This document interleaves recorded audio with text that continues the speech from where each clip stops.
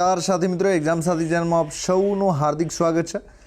લોકરક્ષકની પરીક્ષા યોજાઈ ગઈ છે, તો આજે પોલીસ કોન્સ્ટેબલની પરીક્ષા હતી, એનું મેરિટ કેટલું રહી શકે છે, સાથે જૂનું મેરિટ કેટલું હતું, નવું મેરિટ દરેક પોસ્ટ દરેક કેટેગરી પ્રમાણે કેટલું રહી શકે છે, એવા કયા કારણો છે કે જેના લીધે મેરિટ ઊંચું કે નીચું રહી શકે છે, તો તમામ ચર્ચા આપણે આ વિડીયોમાં કરવાના છીએ। એક્ઝામ સાથી ચેનલ સબસ્ક્રાઈબ ન કરી હોય તો હજુ કરી લેજો। સાથે સંપૂર્ણ પેપર સોલ્યુશન પણ તમારી સમક્ષ મૂકી દીધું છે, એ પણ તમે જોઈ શકો છો।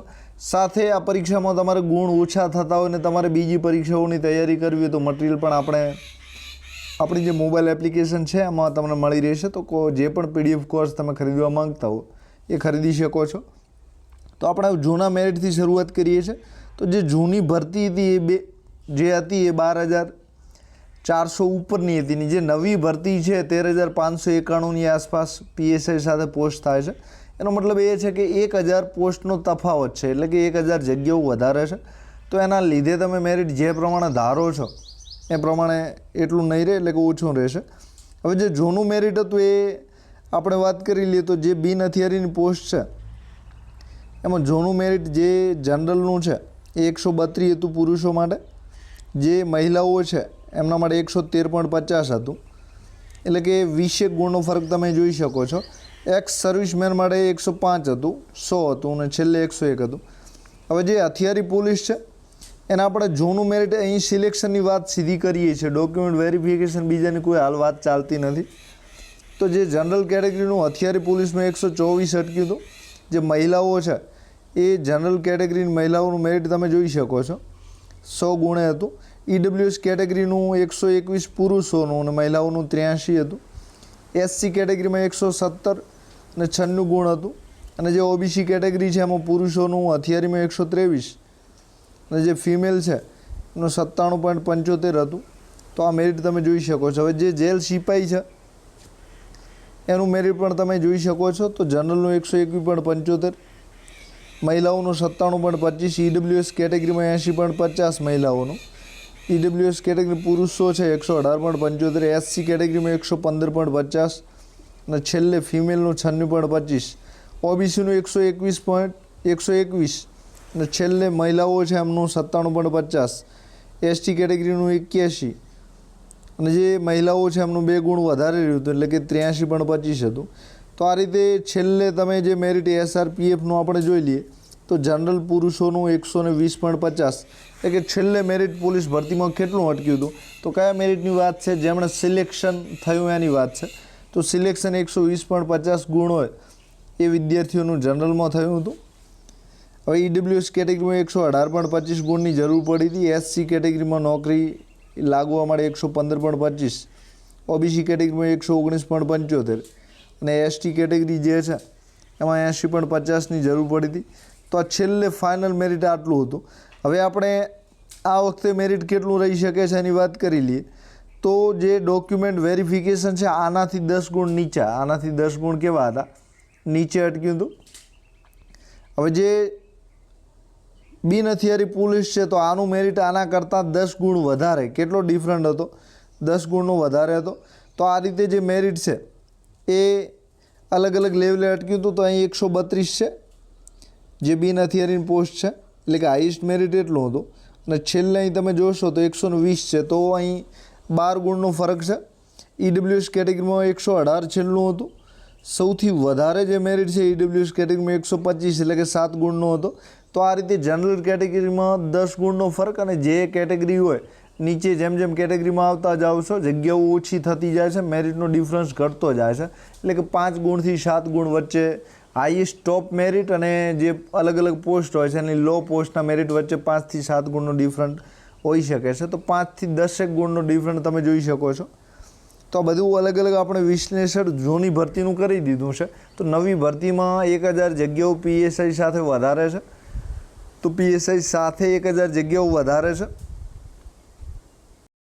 આપણે પેપરની સમીક્ષા થોડી કરી લઈએ તો પેપર કેવું હતું, તો વિષય પ્રમાણે આપણે જે પેપર છે એની વાત કરીએ તો સરળથી કઠિન, તો બધા લેવલ આ પેપરમાં ઘણા બધા લેવલ અલગ અલગ હતા। સાથે જે ગણિત અને રિઝનિંગ છે એ ગણવામાં સહેલું હતું પણ પેપર લેન્ધી હતું। તો એનો મતલબ એ છે કે બધા સાયન્સના વિદ્યાર્થીઓ હશે એ વિદ્યાર્થીઓએ ઝડપથી ગણિત ગણ્યું હશે ને એના સામે પૂરતો રહ્યો હશે. પણ જે વિદ્યાર્થીઓ એવા છે કે સાયન્સના બેકગ્રાઉન્ડથી નથી આવતા, તો એવા વિદ્યાર્થીઓને આ જે પેપર છે એમાં ગણિત અને રિઝનિંગના લીધે જે પાછળનું પેપર 120 ગુણનું છે અને જે રીતે એપ્લાય કરવું પડે એ રીતે એપ્લાય નહીં કરી શક્યા, તો થોડી ટાઈમની સમસ્યામાં રહીએ છે. તો જે પેપર છે આપણને ફકરામાંથી સીધા જવાબો મળી જતા હતા, તો આ વસ્તુ એકદમ સરળ હતી અને આવા 20 થી 25 પ્રશ્નો પૂછાય છે. આના લીધે રિઝનિંગ એકદમ આ વખતે સરળ બની ગયું હતું. પરંતુ જે જવાબો છે 100% સાચા પડવાની સંભાવના સૌથી વધારે ક્યાં હતી, તો એ જે ફકરા હતા એના આધારે હતી ને. આ સ્કોરિંગમાં જે છે 5 થી 7 ગુણે હેરીફાઈ આના લીધે વધી શકે તેમ છે. હવે ઇતિહાસ, વારસો, ભૂગોળ, તો આના આપણે પ્રશ્નો સીધા અને ફેક્ચ્યુઅલ હતા, તો જેમણે પાઠ્યપુસ્તકો વાંચ્યા હશે એમને આવડે. પણ આમાં ઘણા બધા વિધાનવાળા પ્રશ્નો હતા. એ પ્રશ્નો એવા હતા કે બહુ પેચીદા હતા ને આ પ્રશ્નો એવા છે કે કોઈને ના આવડે. તો આવા 20 થી 40 પ્રશ્નો એવા છે કે કોઈ વિદ્યાર્થીને આવડે એમ જ નહોતા, કારણ કે આમ લાગતા હતા સરળ, પણ જ્યારે તમે ફાઇનલ આન્સર કી આવશે ને ચેક કરશો ત્યારે એમાં મોટો ધરખમ ફેરફાર થશે. વર્તમાન પ્રવાહ અને વિજ્ઞાનનું જે સ્તર છે એ મધ્યમ હતું, એટલે કે એક ઇઝીનું હતું. તો જે વિજ્ઞાનના પ્રશ્નો સામાન્ય સ્તરના હતા, પણ એમાં થોડા ટ્રિકી હતા. તમે ડીપમાં વિજ્ઞાન વાંચ્યું હોય, દાખલા તરીકે સ્વાદવાળો આપણે વાત કરીએ, તો 7 સ્વાદ જે છે એ બધાને યાદ ના હોય, કારણ કે તમે ભૂલી જાઓ. પછી આંતરડાવાળો પ્રશ્ન, તો આંતરડાવાળો વારંવાર પૂછાય છે, એના લીધે તમને આવડે. બાકી એ પ્રશ્ન પણ આમ ટ્રિકી હતો, કારણ કે પાચન અંગો ઘણા બધા 4 થી 5 અંગો એવા છે કે અરસપરસ થતા હોય છે, તો એના લીધે પણ તમે ભૂલવાની શક્યતા રહે છે.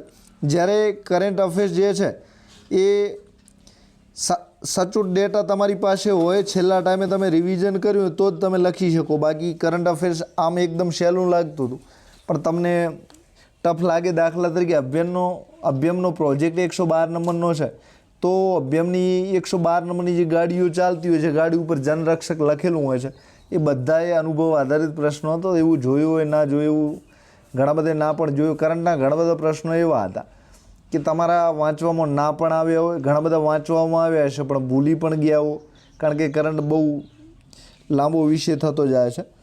તો આ રીતે જે કરંટ અને વિજ્ઞાન હતું આ મધ્યમ હતું, એટલે કે એકદમ સહેલું નહોતું.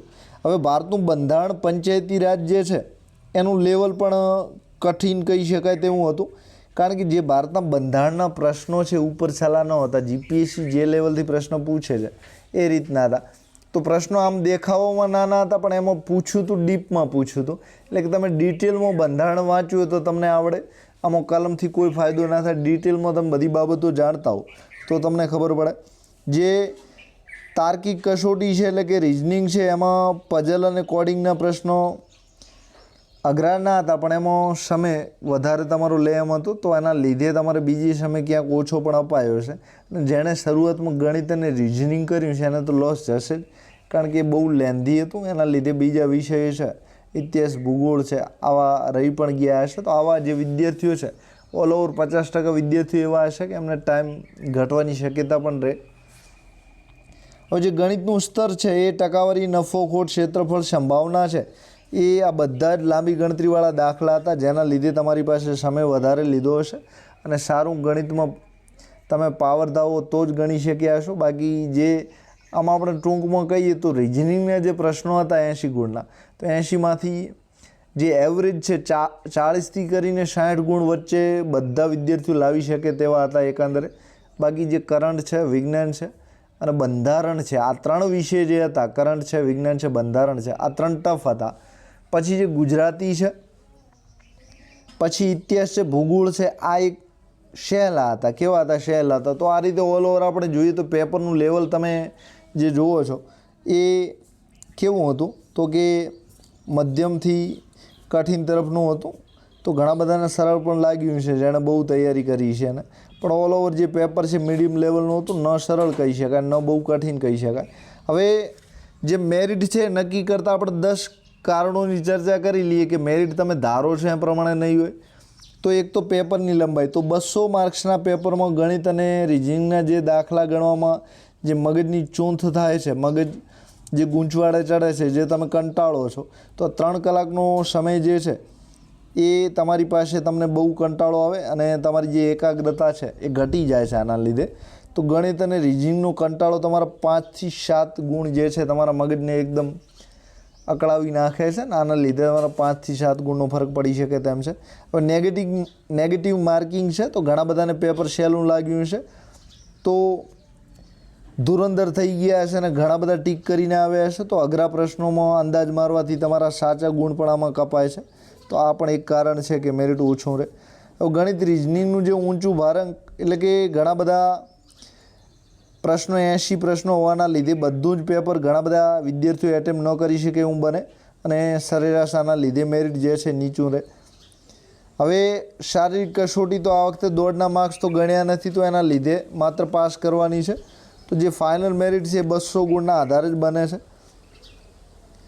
તો આ કારણો છે જેના લીધે મેરિટમાં ફરક પડી શકે તેમ છે.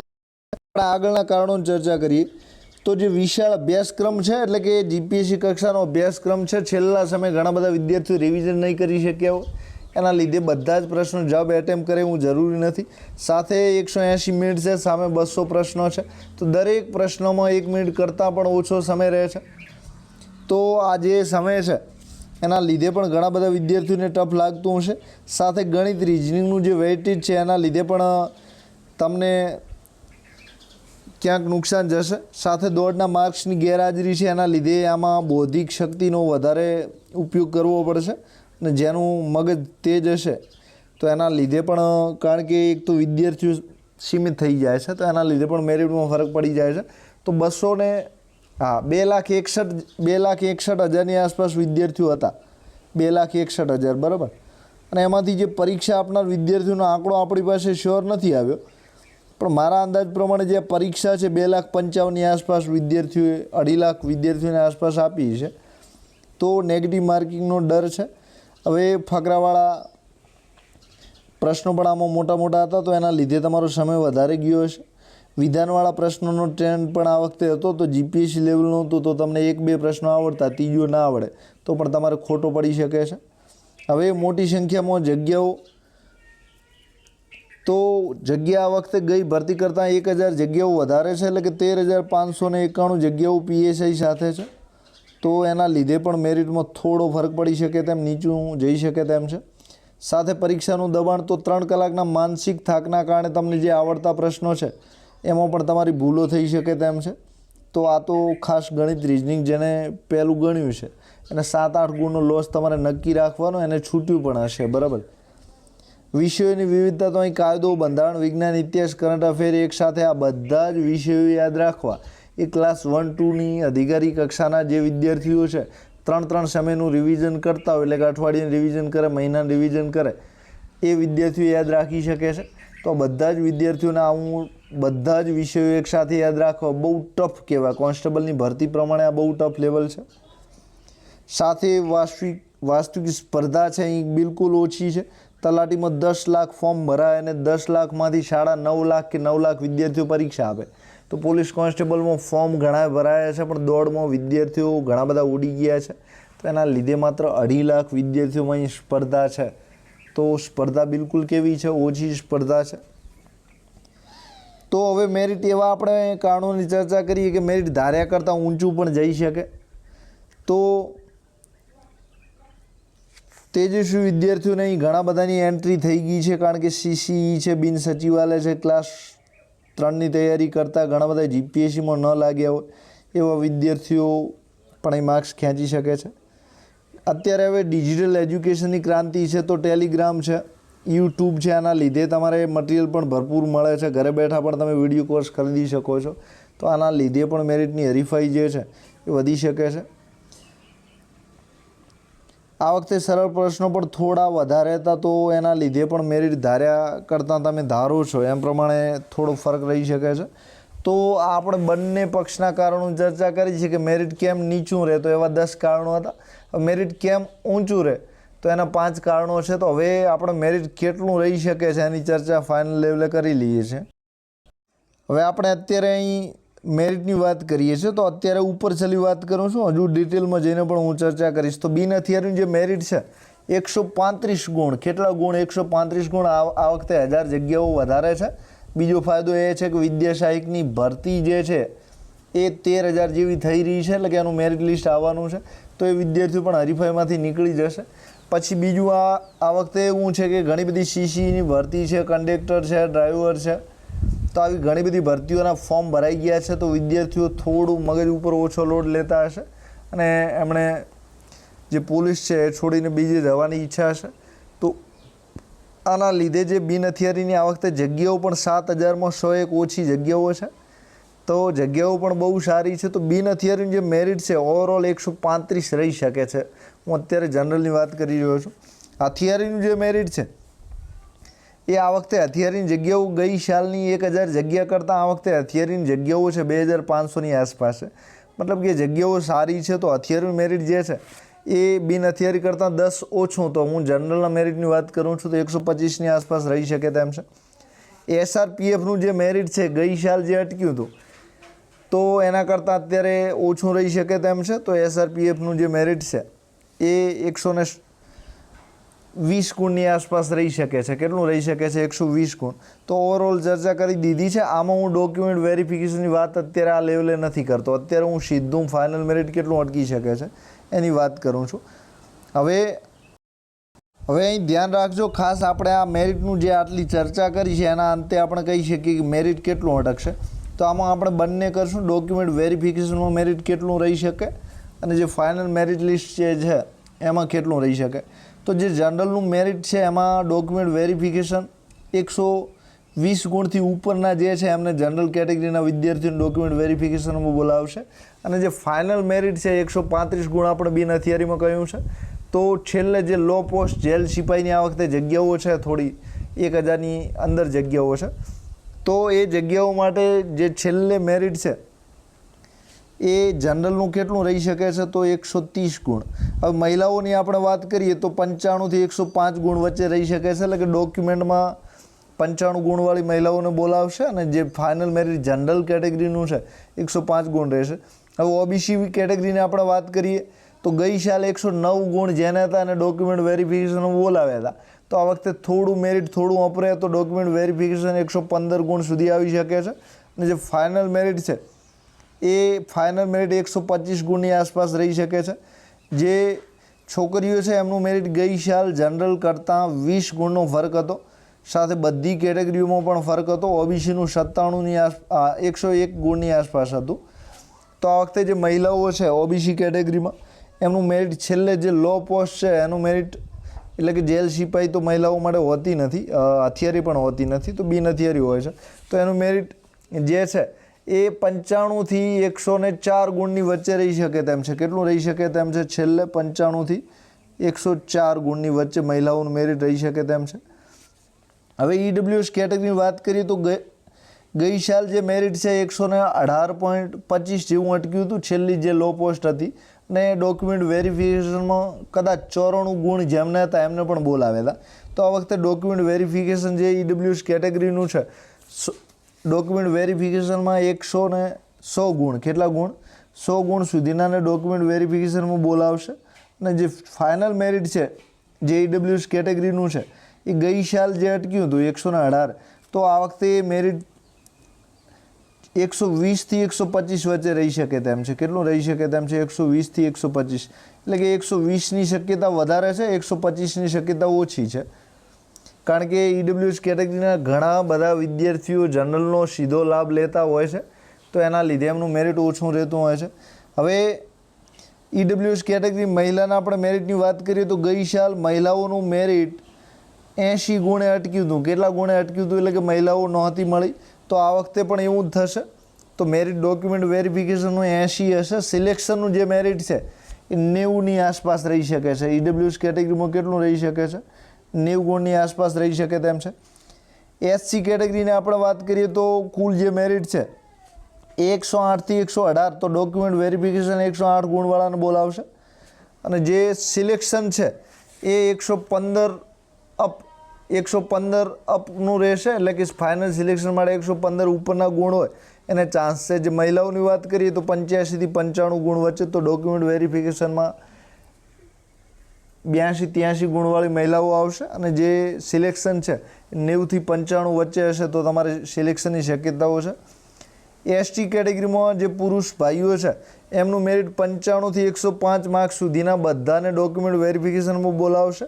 મહિલાઓનું જે ડોક્યુમેન્ટ વેરિફિકેશન છે 80 ગુણવાળી બધાને બોલાવશે અને 90 ગુણ સુધી સિલેક્શનની શક્યતાઓ છે. સાથે એસટી કેટેગરીનું જે ફાઇનલ 105 ગુણ છે અને અહીં 90 ગુણ છે એની જગ્યાએ હજુ તમે 5 ગુણ ઓછા કરી શકો છો. એટલે કે ફાઇનલ સિલેક્શનમાં 100થી 105 ગુણ વચ્ચે મેરિટ રહી શકે છે. આટલું પણ ન અટકે એવું પણ બની શકે છે. પણ અત્યારે આપણે જે છે 100ની આસપાસ પુરુષો માટે અને જે મહિલાઓ છે એમના માટે એસટી કેટેગરીમાં 85ની આસપાસ ફાઇનલ સિલેક્શનમાં મેરિટ રહી શકે તેમ છે. તો આ મેરિટ એકદમ અંદાજિત છે. મેં કહી દીધું છે એટલે આટલું જ અટકશે, હું તમારે નાસીપાસ થવાની જરૂર નથી. આપણે ગઈ સાલ પણ પ્રિડિક્શન કર્યું હતું, તો આપણે જે પ્રિડિક્શન છે એનાથી 4-5 ગુણનો ફરક હતો. તો ડોક્યુમેન્ટ વેરિફિકેશનમાં આપણે પરફેક્ટ હતા, પણ જે ફાઇનલ મેરિટ લિસ્ટ અટક્યું એ પ્રમાણે આપણે ધાર્યા પ્રમાણે બીજી ભરતીમાં ઉમેદવાર નહોતા ગયા, તો ફાઇનલ મેરિટ લિસ્ટમાં 6થી 7 ગુણનો ફરક હતો. તો હવે આપણે પોસ્ટ વાઇઝ મેરિટની ચર્ચા કરવાની અત્યારે કોઈ જરૂર નથી, પણ ઉપર છેલ્લે હું તમને કહી દઉં છું કે આ મેરિટમાં શું શું હોય છે. તો બિન હથિયારી કોન્સ્ટેબલનું મેરિટ દાખલા તરીકે 135 અટકે છે. તો જે હથિયારી પોસ્ટ છે એનાથી 8થી 10 ગુણ ઓછું હોય છે. તો બિન હથિયારીનું ઊંચું મેરિટ અટકવાના ઘણા બધા કારણો છે. એનું કારણ એ છે કે પોલીસ સ્ટેશનમાં ડ્યુટી આવતી હોય છે, પબ્લિક ડીલિંગ અને ઓફિસ વર્ક એટલે કે ઓફિસનું કાર્ય હોવાથી ક્યાંય બંદોબસ્તને આવું કંઈ આવતું નથી. તો એના લીધે બંદોબસ્ત બિલકુલ ઓછા કરવા પડે છે. એના લીધે બિન હથિયારીનું મેરિટ સૌથી વધારે હોય છે. સાથે બિન હથિયારીમાં જે જિલ્લામાં તમે લાગો છો ત્યાંથી તમારે નોકરી વધારે હોય છે, એટલે કે બંદોબસ્ત દૂર દૂરના હોતા નથી. ઓફિસ વર્ક હોય છે, સીધું પબ્લિક સાથે તમારે ડીલિંગ હોય છે, એમની સાથે કામ કરવાનું હોય છે. તો બિન હથિયારીની પોસ્ટ જે છે એમાં વિદ્યાર્થીઓ વધારે આકર્ષાય છે અને આ રીતે એનું મેરિટ ઊંચું રહેતું હોય છે. જે હથિયારી કોન્સ્ટેબલની આપણે વાત કરીએ તો જે હથિયારી કોન્સ્ટેબલ છે એનું મેરિટ બીજા નંબરે આને સિલેક્શન લોકો આપતા હોય છે. હવે બિન હથિયારી કરતાં આનું મેરિટ જે છે એ 5થી 10 ગુણ નીચું રહે છે. આ પોસ્ટમાં હથિયાર સાથેની ડ્યુટી હોય છે, જેમ કે વીઆઈપી બંદોબસ્ત કરવાના હોય, જેલની બહાર પહેરો ભરવાનો હોય, કેદીઓએ જાપ્તો હોય, હથિયાર હોય સાચવવાના, અને નાઇટની દૂર દૂરની ડ્યુટી હોય, કોઈ વીઆઈપી બંદોબસ્ત હોય ત્યાં પણ જિલ્લો છોડીને બહાર જવું પડતું હોય છે. તો આ બધાના લીધે હથિયારી કોન્સ્ટેબલનું મેરિટ છે એ કેવું હોય છે, થોડું નીચે રહે છે. ત્રીજા નંબરની પોસ્ટ SRPF છે. તો આમાં સૌથી નીચું મેરિટ રહેવાના કારણ ઘણા છે, કારણ કે કટ ઓફ બોર્ડર પર જે પણ ઉમેદવારો રહે છે એમને આ પોસ્ટ ફાળવવામાં આવે છે. તો એમાં શિસ્ત અને ટ્રેનિંગ ખૂબ આકરી હોય છે ને વારંવાર કંપની સાથે સ્થળાંતર કરવું પડે છે. તો એના લીધે જે SRPની પોસ્ટ છે એમાં મેરિટ કેવું હોય છે, નીચું રહેતું હોય છે. તો આ રીતે આપણે મેરિટની સંપૂર્ણ વાત કરી દીધી છે. તો જનરલ કેટેગરીનું મેરિટ જે છે એ 135 ગુણની આસપાસ રહેશે. કેટલું રહેશે? 135 ગુણની આસપાસ. બાકીની જે પણ કેટેગરીઓ છે એ 125 ગુણની આસપાસ. કેટલું રહેશે? 125 ગુણની આસપાસ. તો આપણે કેટેગરી વાઇઝની ચર્ચા કરી દીધી છે. સાથે આપણે વિડીયો પસંદ પડે તો લાઈક જરૂર કરજો. ચેનલને સબસ્ક્રાઈબ ન કરી તો સબસ્ક્રાઈબ અચૂક કરી લેજો. સાથે આપણે સમગ્ર રીતે ચર્ચા કરી લીધી છે. હજુ પણ કોઈ મનમાં પ્રશ્ન હોય, તમારે ગુણ કેટલા થાય છે પણ મૂકતા રહેજો, તો એના લીધે આપણી ચર્ચા વધુ સરળ બને, આપણને ખબર પડે. તો આપ સૌનો આભાર. Thank you very much. અને કોઈ પણ કોર્સ તમારે ખરીદવું હોય તમારી તૈયારીનું તો પણ તમે ખરીદી શકો છો. તો બિલકુલ સસ્તા કોર્સ છે. તો એના માટે ગૂગલ પ્લે સ્ટોરમાં જઈને આપણી જે મોબાઈલ એપ્લિકેશન એક્ઝામ સાથી છે એ ડાઉનલોડ કરવાની રહેશે. સાથે કોન્સ્ટેબલ માટે જોરદાર છેલ્લા સમયમાં રિવિઝન કરી શકે એના માટે આપણે કોર્સ લોન્ચ કર્યો હતો. તો એનો એ કોર્સ છે તમારે ઘણી બધી ભરતીઓમાં કામ લાગશે, કારણ કે GCRT આધારિત પ્રશ્નો છે, નોટ્સ છે, MCQ છે, આ બધું જ તમને મળી રહ્યું છે 99 રૂપિયામાં. તો GCRT NCRT સાથી કોર્સ એનું નામ છે. એ પણ તમે ખરીદવા માંગતા હો તો ખરીદી શકો છો. ચેનલ આપણી મોબાઈલ એપ્લિકેશન ડાઉનલોડ ન કરી તો અચૂક કરી લેજો. તો આપ સૌનો આભાર. Thank you very much.